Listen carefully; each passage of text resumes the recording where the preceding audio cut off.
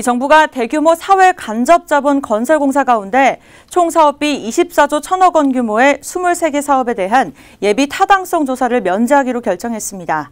2029년까지 연평균 1조 9천억 원을 들여 사업을 추진하겠다는 계획입니다. 건설부동산부 취재기자와 함께 관련 내용 자세히 알아보겠습니다. 네, 이정 기자, 먼저 이 예비 타당성 조사가 무엇인지 면제 시 이점에 대한 설명이 필요할 것 같습니다. 네, 도로와 철도, 항만 등 정부의 재정이 대규모로 투입되는 사업은 대부분 예비 타당성 조사를 거치게 됩니다. 사전에 사업의 경제성 여부를 따져서 예산 낭비를 막고 재정 운영의 효율성을 높이고자 1999년 도입됐습니다. 대상은 총 사업비 500억 원 이상의 국고 지원 규모가 300억 원을 넘는 사업입니다. 보통 수도권을 제외한 지역은 인구 밀집도 등이 낮아서 예타를 통과하기가 쉽지 않습니다. 이런 문제를 해결하고 지역 균형 발전 등을 꾀하기 위해 예타 면제를 시행합니다. 사업으로 선정되면 예타 없이 신속한 사업 추진이 가능하다는 이점이 있습니다.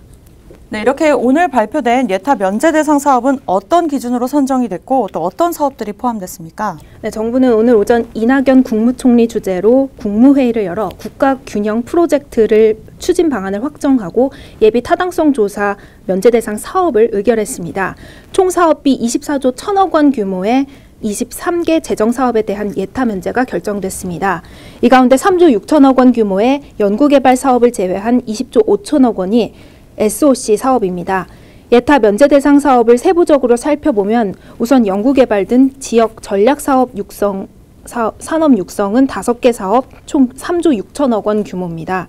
전북 상용차 산업 생태계 구축과 광주 인공지능 중심 산업융합 직접단지 조성 등이 포함됐습니다. 교통인프라 구축은 5조 7천억 원 규모로 서대구와 대구 국가산단을 잇는 대구 산업선 철도와 울산 외곽순환도로, 새만금 국제공원 등이 대상입니다. 광역교통과 물류망 구축을 위한 예타 면제 사업은 모두 5개, 10조 9천억 원 규모입니다. 남부 내륙철도와 충북선 철도 고속화, 평택 오송간 고속철도 복선화 사업 등이 포함됐습니다. 지역 주민의 삶의 질을 높이기 위한 사업으로는 제주 공공하수 처리시설 현대화와 울산 산재 전문 공공병원 설립 등 총 4조 원 규모가 선정됐습니다. 관심이 높았던 GTX-B 노선 사업은 제외가 됐습니다. 정부는 지방 경제 활력을 높이기 위한 사업들을 중심으로 선정을 했고 서울과 경기도 등 수도권은 국가 균형 개발 차원에서 배제했다고 선정 기준을 설명했습니다. 다만 경기도가 신청한 도시철도 7호선 연장 사업과 인천시가 낸 영종도와 신도를 잇는 평화도로 등 낙후된 수도권 접경지들은 대상에 포함됐습니다. 철도와 도로 사업은 올해 예산으로 우선 추진하고 연구개발과 공항 건설 등은 내년 예산에 반영한 뒤 추진하기로 했습니다.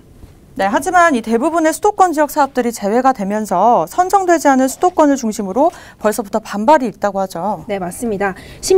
시민사회단체와 경제 전문가들은 오늘 정부의 예타 면제 사업 대상이 발표된 이후 세금 낭비를 조장한다며 비난의 목소리를 높이고 있습니다. 사회 간접자본 사업을 통해 지역 경제 활성화 효과를 낼 수는 있겠지만 제대로 운영되지 못한다면 오히려 지역의 부담으로 작용할 수 있어서인데요. 경제정의실천연합은 오늘 정부가 발표한 예타 면제 사업들이 최소한의 타당성 검증도 거치지 않았다며 우려의 목소리를 높이고 있습니다.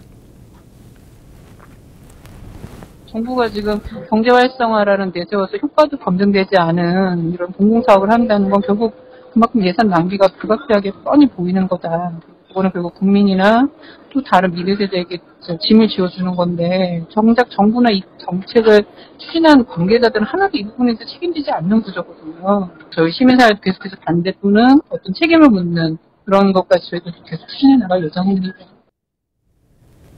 한편 이런 논란들에 대해서 홍남기 경제부 총리는 사업 계획 적정성을 보다 꼼꼼하게 검토하고 사후 관리를 철저히 해서 국민들의 세금이 낭비하지 않도록 하겠다는 입장을 밝혔습니다. 네, 그런 노력이 꼭 이뤄지길 바라면서 지금까지 이정 기자였습니다.